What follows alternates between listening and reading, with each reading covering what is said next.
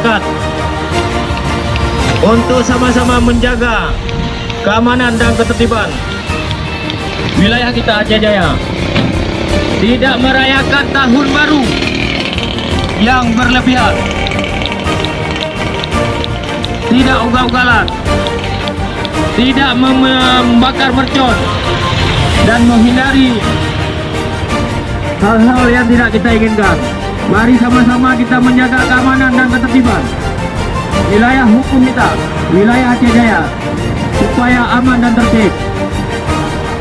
Kami ulangi, kami dari Polres Aceh Jaya menghimbau untuk tidak merayakan tahun baru secara berlebihan agar terciptanya situasi yang kondusif. Kita menjaga bersama